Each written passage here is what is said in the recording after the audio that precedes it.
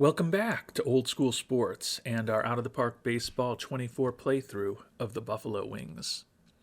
We are just past the midway point of the 2046 season, and it has been an excellent season thus far for the Buffalo Wings as we continue on in pursuit of a potential three-peat. 58-24 record is the best record in baseball. Did our mid-year review and the amateur draft in our past episode. Appreciate the thoughts and analysis on what we did in the draft, and also appreciate the thoughts on what we should look to do in the trade market. I do agree with the assessments that several of you provided that adding a big-time left-handed pitcher, and in this case, adding the big-time left-handed pitcher that we have been looking at in Mr. Fierro is probably the right decision. Still uncertain of whether he will ultimately be in our rotation or our bullpen, but he clearly gives us a well above average arm. I don't love the fact that he's signed to a medium-term contract. We don't have a ton of money to play with at this point. Even if we bring on Jesus Fierro, could end up being a rental, and we could look to flip him after this season. I think it's extremely unlikely we'd be able to afford both Fierro and Harlan Campeau next season, but at least having Fierro on board gives us the optionality to perhaps bring back whichever one of them we think is a better option for us. Mentioned that a catcher who could hit a little more was something else we thought we might want to try to focus on in this last month before the trade deadline. Didn't see any obvious answers on the trade block, and really there weren't even any obvious answers just in terms of the skill set of anyone in Major League Baseball. But I think I do have a plan that will get us at least something different at catcher and hopefully something better. You may remember we picked up our backup catcher Alejandro Medina in the Rule 5 draft, but I'm thinking about shipping him along in the trade for Fierro to get them to retain a little bit more of Fierro's contract. He's hitting just 209 for us, above average defensively, in a bat that is certainly acceptable for a backup catcher, but he is fragile as far as his injury proneness. And we've got a surplus of young catchers, including Steve Banks, who we traded for early last offseason and we intended to be our backup. He's healthier, he's a little better defensively, and really a similar-ish bat. And Banks is putting up a 294 batting average and a 110 WRC plus in AAA Albany. I can't say that he's definitely an upgrade for us over Medina, but it's different. And with the fact that we did make that trade for John Metzler just 2 months ago at this point, who gives us a little more depth as far as a backup catcher, not really ideally defensively, but we've got him in the organization now. We still have our old friend Barrios, who we signed to a minor league contract, and we've got Yasuki Woodruff in AAA as well. Woodruff, another guy who's basically just a backup catcher, but I feel like we've got enough youth with Metzler and Woodruff that if we promote Banks and trade away Medina, we will still be fine at the position, and I think it's conceivable that Banks may hit more than Medina has.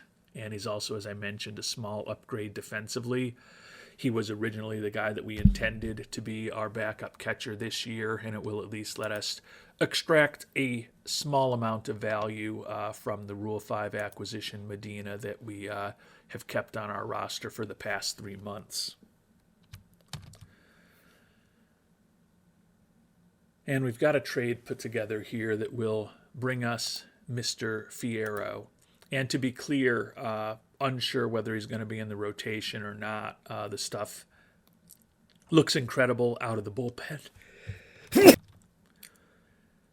And apologies for that sneeze that I was trying to fight off before I finished that last little sentence. When we look at Fierro as a reliever or as a starter, his stuff is not as impressive. I think he could still be a very solid 4 starter. You could use him as a 3 and he'd be a great 5. So there's definitely some use for him there. I think we may end up using him in the bullpen. That was something that Patrick DeBonis mentioned that I wasn't quite sure about, but I think it might be the right move for the near term. Clearly, we've got the flexibility to pivot if we need to.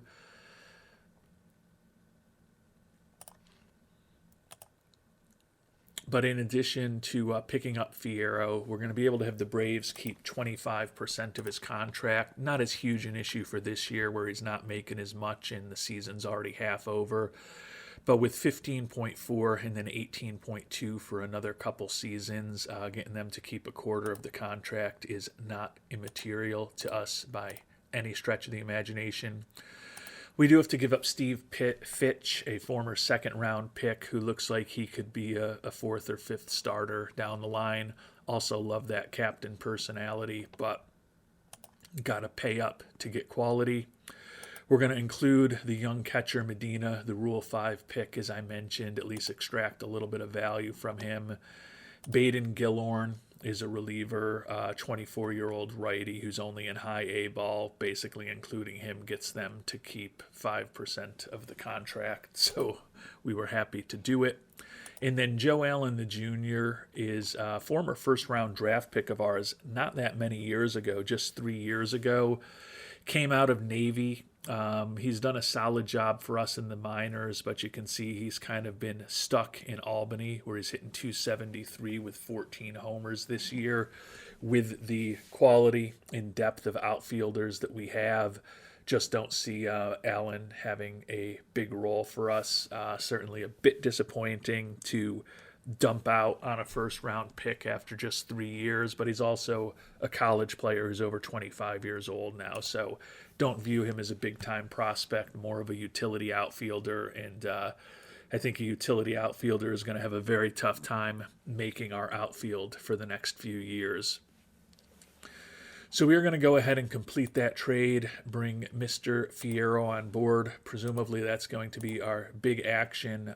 Definitely cuts in the money that we've got available at this point, and it also will allow us to bring Banks back up to the team, which is what we had intended originally this past off season.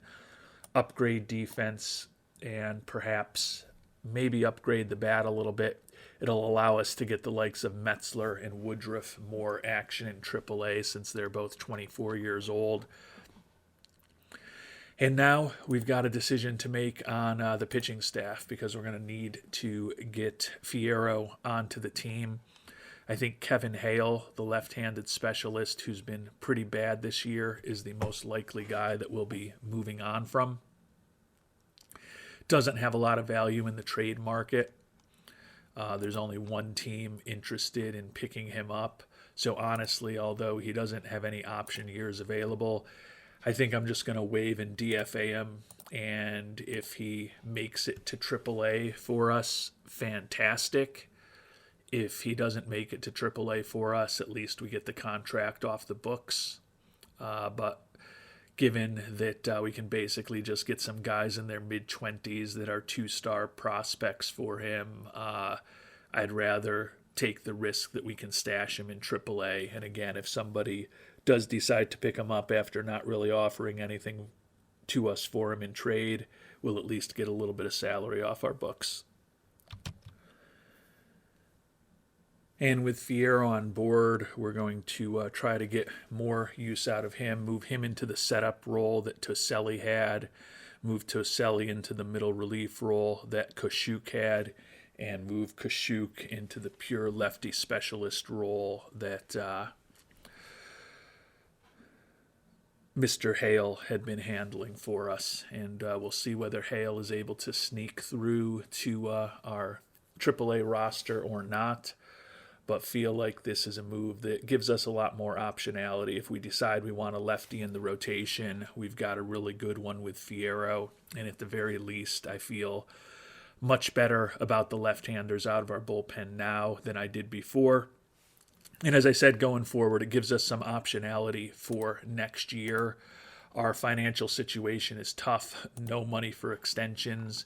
And you look at the salaries next year, and right now we're anticipated to be about $18 million above where we were this year. So we're likely going to have to significantly pare back scouting and player development or make some difficult decisions this offseason. But bringing Fierro on board does give us an option, a little more optionality around Campeau if we decide that we want to move on from the soon-to-be 36-year-old Campeau. We've got a team option on his contract that we could easily get out of, and we could maybe swap Fierro into that role and have him starting next year for us.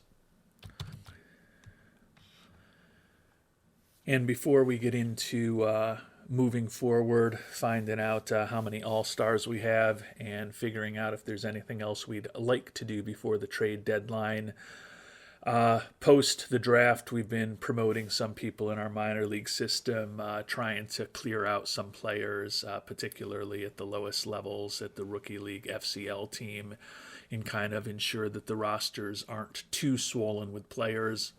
And for those of you wondering what's going on with our mad shortstop experiment in the minors, we did just promote both Fuchs and Weisenbach to AAA. Now they're both playing different positions there to hopefully improve their defensive versatility. Weisenbach wasn't great in AA, hit just 226, although he did have 18 home runs, which still allowed him to put up a 119 WRC plus and a 2.1 WAR. Still learning how to play second and third. Still envision him as maybe at worst a potential platoon guy in the middle infield, perhaps with Fuchs. Fuchs, similarly, still learning how to play third base perfectly. And he also was not great offensively in AA Utica, hitting 224 with 8 homers, 87 WRC plus. Really no different offensively than he was a year ago in AA. He has put up a 1.7 WAR, though, which is higher than he did all year there. But after spending parts of the past 3 seasons in AA Utica, just felt that with the good coaching we have at AAA and different relationships with the hitting coach and the manager, might just be time to get him a change of scenery. Don't necessarily expect the bat to jump off the page right now, but as I said, he's now played 215 games at the AA level without having played in AAA. So let's get him under some new coaching and see if maybe that jump starts his development somehow over these next few months. Again, with the lefty hitting Fuchs and the righty hitting Weisenbach, my hope is one of them will ultimately put a stranglehold on the shortstop position for us. But at the very least, they could end up in a platoon, and they're both very high-quality defensive players who should have a role on our team in the next few years, especially with the fact that Mike Whitehead hasn't been getting much playing time this year with the depth of our infield, and he is also due to become a free agent after this season, which will certainly open up one spot at the very least in our infield. And one last point before we begin moving forward. We do intend to likely trade Tim Boston over the next 4+ weeks. The market for him is not as robust as it is for Jamari Habersham, but I do believe that with that speed, that ability to make contact, and the better defensive ratings that Habersham has, probably keep him around rather than Boston at this point. We're not going to get a ton back in return for Boston, so I'm hoping over the next 2, 3, close to 4 weeks, maybe a team gets a little more desperate for a corner outfielder with a little pop in his bat, and we can generate a little more from him. But would think that as we get closer to having Josh Porter back, the decision will probably be to make a move on from Boston or Habersham at that point to ensure that Juan Toledo remains on the 26-man roster. And Kevin Hale did clear waivers. Nobody picked him up, so he has been placed on to the roster in AAA, where he'll give us another left-handed arm of depth if we do have some injuries going forward. I think that made sense. Like I said, the potential returns in a trade for him were nothing that exciting, so I'd rather take the chance of keeping him in our organization.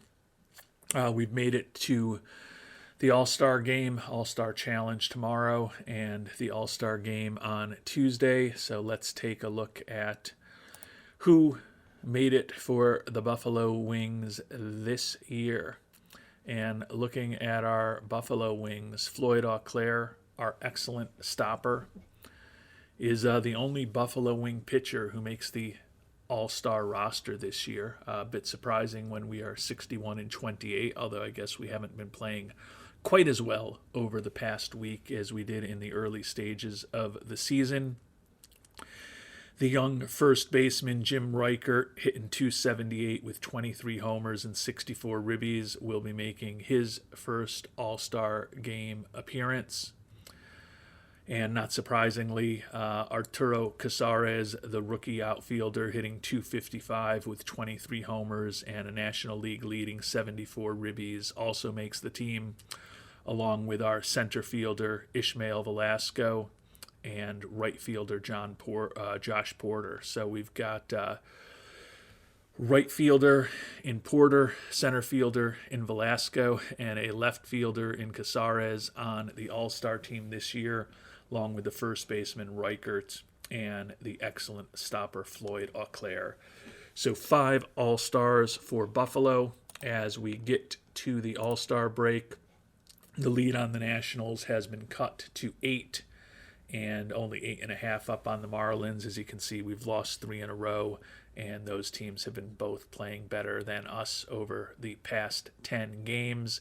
The 8-game lead on the Nationals is also the margin by which we have the best record in baseball, since Washington is the second best team in MLB at this point. And as we prepare for the All-Star Game, interesting to see that our old buddy Luis Comadran was the American League Player of the Week last week. .579 with 11 hits, 2 homers, 10 ribbies, and 6 runs scored.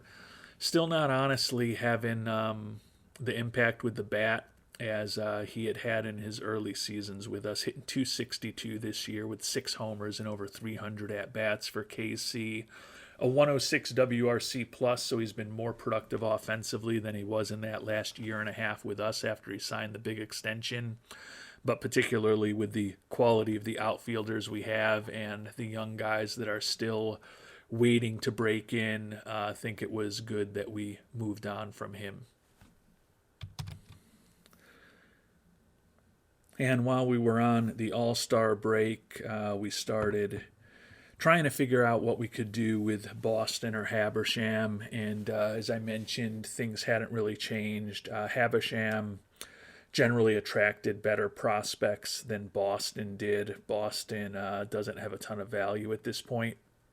So what we ended up doing was finding the 2 prospects that we were most interested in that we could get for Habersham, and we offered Boston to the teams for them to find out exactly what else we would need to get the deal done. Like the young second baseman Chris Bortz in the Yankees system, 19-year-old, looks like he could have a pretty good bat for a middle infielder. He's durable. He's got some positive personality traits. That being said, he's certainly not an ideal middle infielder, but is a utility guy who can play a number of positions in a pinch and gives us a left-handed bat off the bench potentially. I thought there might be something to do here, but in addition to Boston, we had to give up some pretty big-time players or pretty big-time prospects to get the deal done. So instead, we're going to go for a deal with Colorado, sending Boston to them for the 23-year-old minor league shortstop Juan Acevedo. He's a little better defensively than the younger Yankees prospect. He's also durable. The bat is only acceptable, but again, is a left-handed middle infielder. I think that he could certainly have some use down the line. He's still got 3 option years left. Certainly could be in the mix as a replacement for Whitehead next year, along with the likes of Weisenbach and Fuchs. And it does give us a little more optionality for if and when we move on from Medina at second base or Ferguson at third base, or likely Essien at shortstop with the financial pressure that we think we could be in the coming years.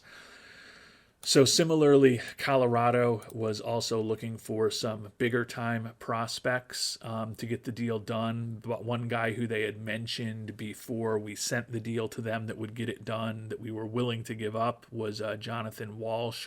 We're hoping that we wouldn't have to give him up. Former 9th round pick, though, is not a big-time prospect. He's been stuck in Class A Marathon for closing in on 3 seasons right now. Doing better this year with a 3.38 ERA. Probably does merit at this point a promotion to Jamestown. But rather than giving him that promotion, we're going to ship Mr. Boston out of town, bring Acevedo into our organization as a guy who we think could be a useful utility infielder for us in the coming years. Wherever we end up putting him in the organization, we'll probably have him play third base. Honestly, it looks like that could be his best defensive position. I think he's better there than second base or shortstop.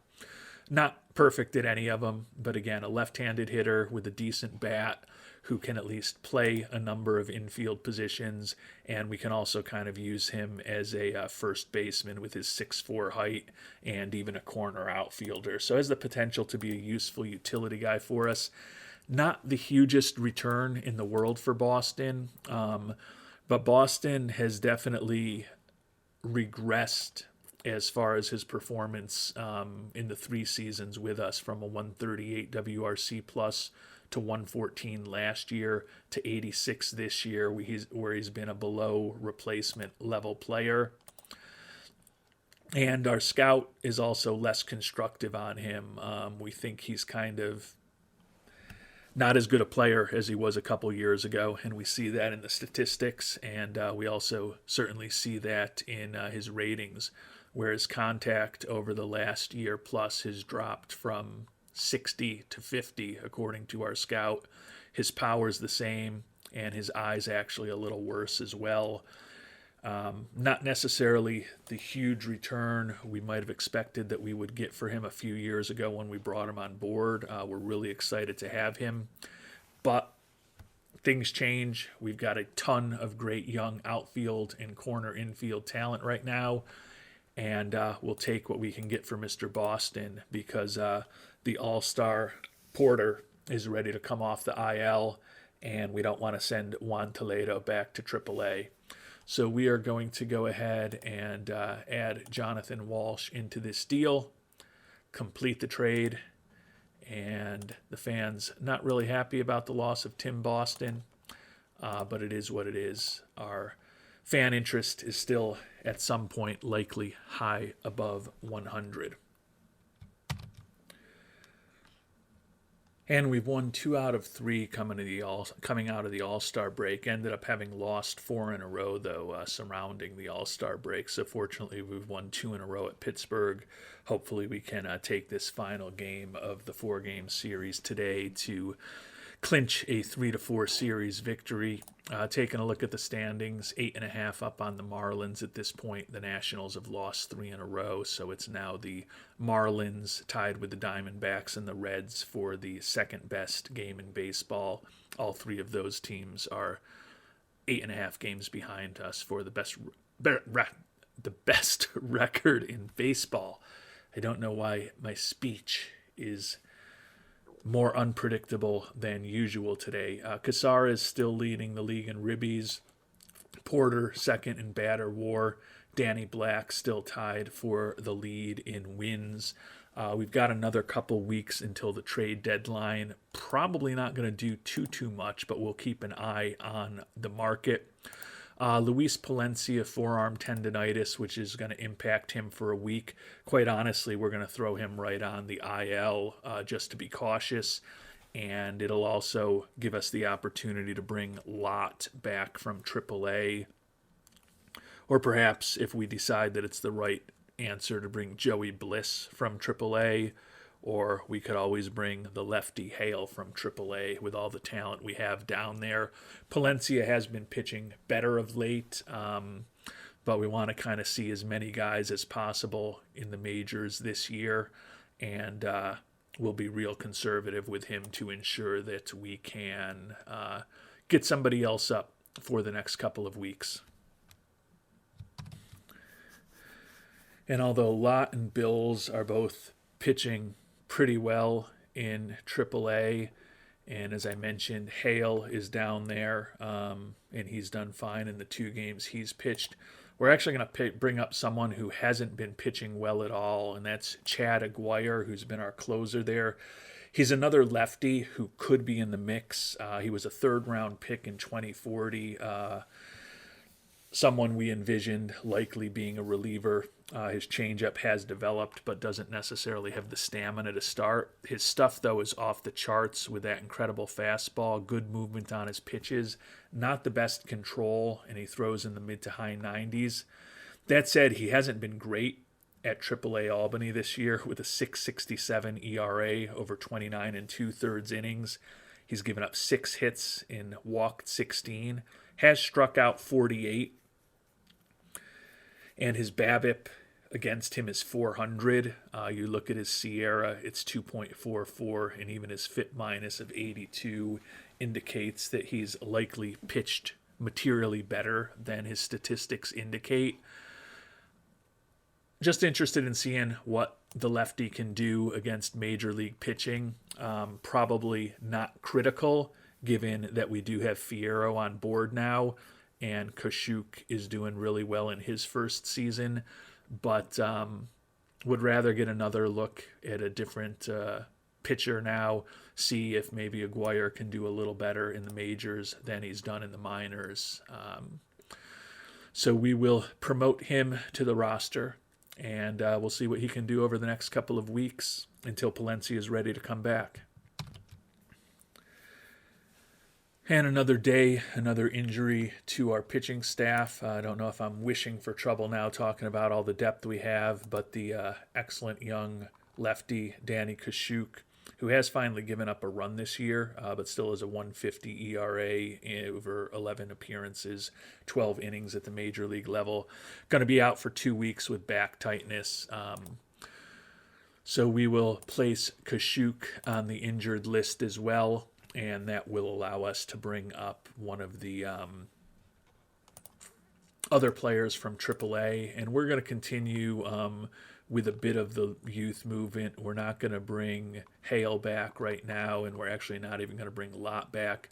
Joey Bills, the 24-year-old former 6th-round pick who's developed into one of the better prospects in baseball, did fine in the majors with a 3.38 ERA over 42 2/3 innings this year. He had started 4 games for us. He's been even better since we sent him down to Albany, going 6-1 with a 2.41 ERA. Want to get to know as much about him as possible and how he can do at the major league level. So Bills will be back for the next couple of weeks as well.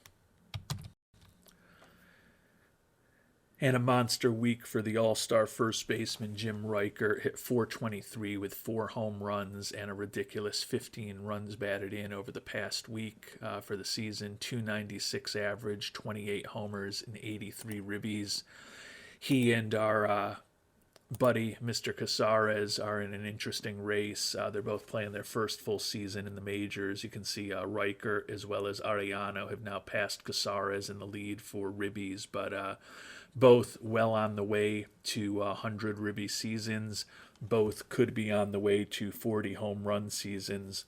And you can see right here with those 28 home runs that Reichert has now, he is tied for the league lead in homers and only one off the lead in ribbies. So monster season from Reichert thus far. Playing well.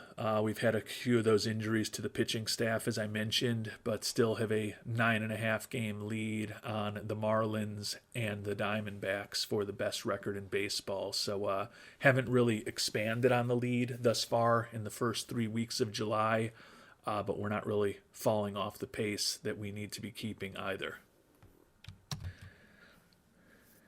And as a win now team, still keeping an eye on the trade market and who's available on the trade blocks. Our old buddy Juan Estrada, the left-handed two-way pitcher, is available. He has a 7.16 ERA for the Las Vegas A's this year. Still a pretty good pitching profile. And when you look at his ratings, still a useful left-handed hitter. But he's got a guaranteed contract for $23 million next year. Don't think it makes sense to bring him on board. He'll be 40 early next season. Still looking at Nehemiah Vidale. We're a win now team, and the left-hander is one of the top pitchers in baseball. Only 6-8 this year with a 3.10 ERA. But a guy who's been a 4-time All-Star with a pretty impressive pitching profile over the course of his career, has a 1.25 ERA plus, a 71 FIP minus. Making a ton of money, over $30 million, and in the last year of his contract, so it wouldn't be a long-term commitment. He's also an Ironman, but we need the Guardians to retain a big chunk of his contract, and they are willing to do that, but only if we trade them Reichert or Casares. Those are the only two guys in our organization who get the deal done. So as much as adding Vidale would be a huge move for us, I don't think it is realistic or makes sense, unfortunately. And as far as the position players, as we talked about at the end of the last episode, felt like we kind of didn't have a ton to do.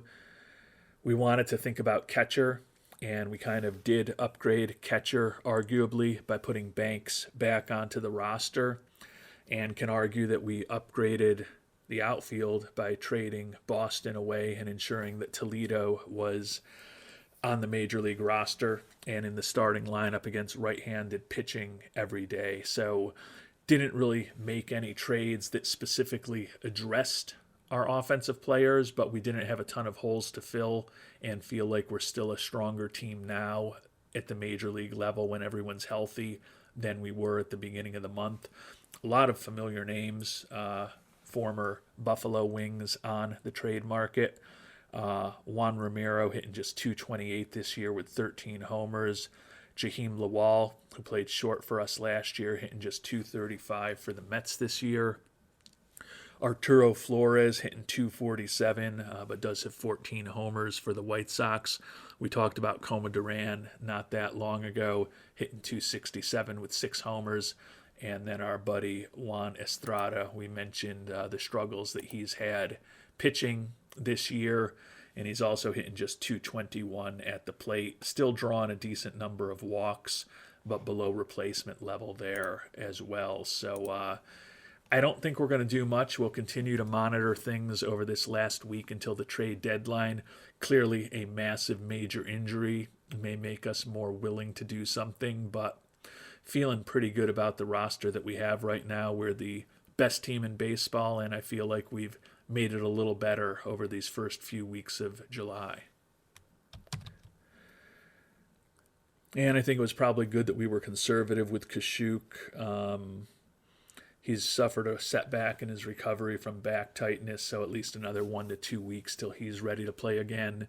The main goal is to at least have him under consideration when we get to the playoffs, when we cut this loaded pitching staff that probably between the majors and AAA has 18 guys that I'd be very comfortable having on a major league roster. So when we try to cut that down from the 13 currently on the major league roster to 12 for the playoffs, no guarantees that Kashuk is even going to make the team, but want him to be healthy and want as many people as possible to be healthy to give us as many options as possible and make us make as many difficult decisions as possible when we're figuring out our playoff roster.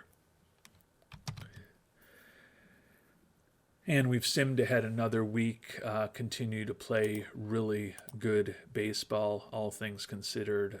We took 2 out of 3 at Nashville and then 2 out of 3 home against Arizona, although we did happen to lose the last game of each of those series when we were going for the sweep. 2 games home against Colorado before we get to the trade deadline. The injury situation is getting better. We've sent Palencia to Albany for a rehab assignment just to avoid having to make another roster decision. Hopefully get a little more of a look at the likes of Bills and Chad Aguirre before we have to make a decision on Palencia, and presumably we'll bring him back onto the roster at that point since other players have options that he does not.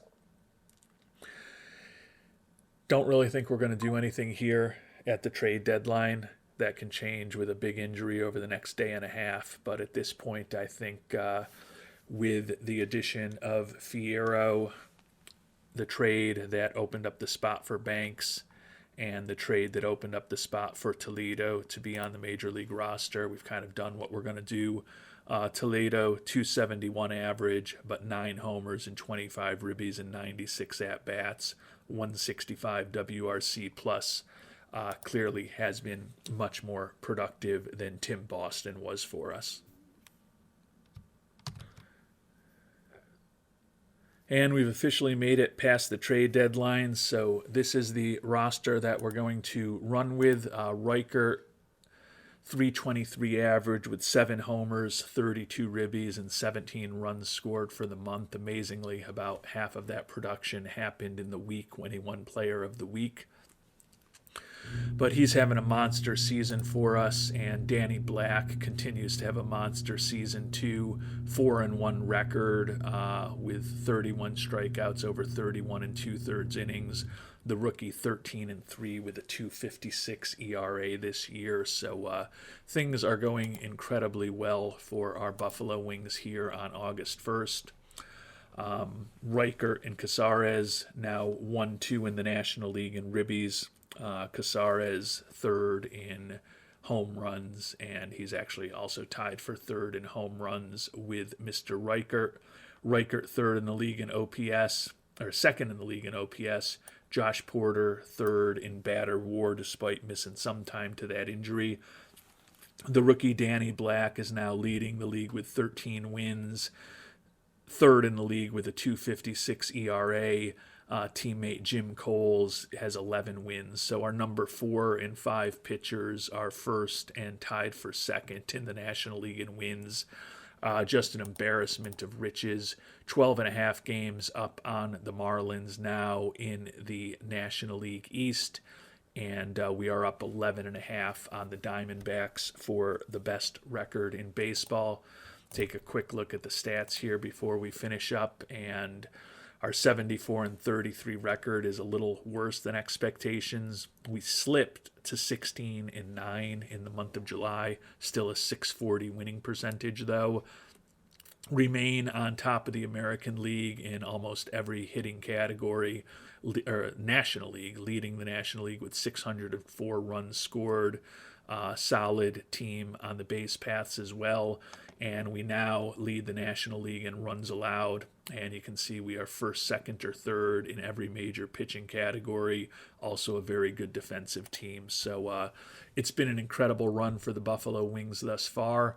The goal, obviously, to maintain the lead in the NL East, maintain the lead for the best record in the National League, maintain the lead for the best record in baseball, and have a first-round bye and home field advantage for as long as we are alive in the playoffs as we pursue a three-peat.